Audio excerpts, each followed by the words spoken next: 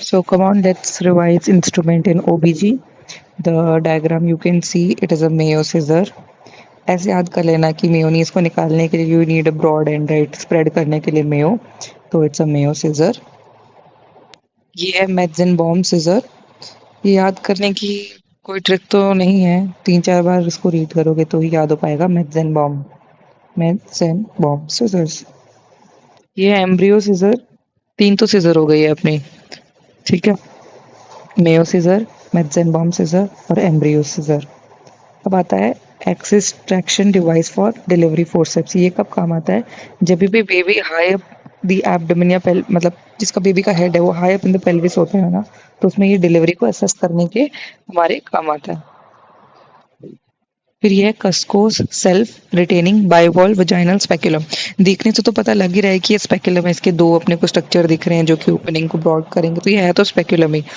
तो ये primary use for vaginal and cervical examination in gynaecological and obstetrical setting.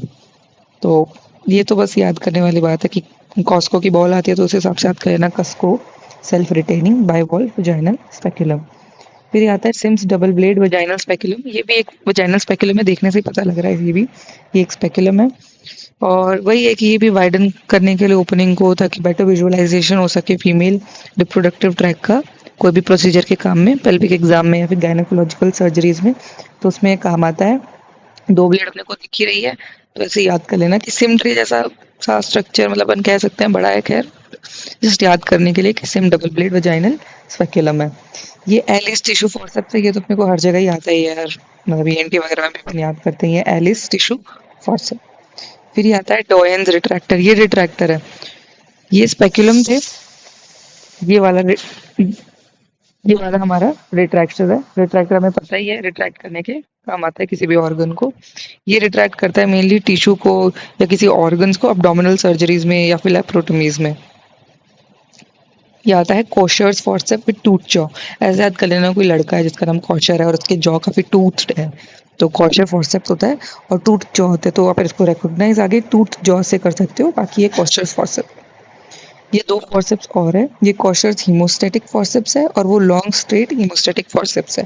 Haemostatic forceps में बताइए artery का ब्लड सप्लाई को रोकने के काम आता है, वेनस सप्लाई को रोकने के काम आता है, तो ये हीमोस्टैटिक होते हैं। ये आता है Das long curve delivery forceps with loose blades. ये काफ़ी मतलब रखा जाएगा आपके यूजी में भी, अगर फाइनल ईयर एग्जाम में भी इंस्ट्रूमेंट रखा जाता है, तो ये भी वजाइनल डिलीवरी को असिस्ट करने में काम आता है और रोटेशन करने के लिए फीटल हेड का, traction and rotation of the fetal head के काम आता है, वजाइनल डिलीवरी में काम आता है। तो उसमें लिख भी रखा है कर्व डिलीवरी फोर्सेप्स, तो नाम से हमें पता लग जाएगा इसका यूज की डिलीवरी के काम आता है।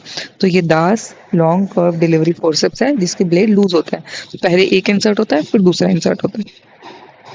ये है एयर स्पैचुला, जो हमारा स्पैचुला पड़ा हुआ दिख रहा है, और ये एक स्लाइड होल्डिंग बॉटल। ये है यूटेरिन क्यूरेट, ये तो देखने से पता लग जाएगा, क्यूरेटाज करने के काम आता है, क्लियरिंग एंड क्यूरेटाज, ये यूटेरिन क्यूरेटाज है।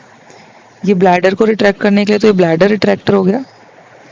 ये एडिसन टिश्यू फॉर्सेप है, टिश्यू फॉर्सेप ने एक एलिस टिश्यू फॉर्सेप देखा था, और ये एडसन टिश्यू फॉर्सेप है। ये रिंग फॉर्सेप है, देखने से पता लग रहा है रिंग स्ट्रक्चर आगे, तो ये रिंग फॉर्सेप है। ये एक बाइपोलर फॉर्सेप्स है, एंड दैट्स इट।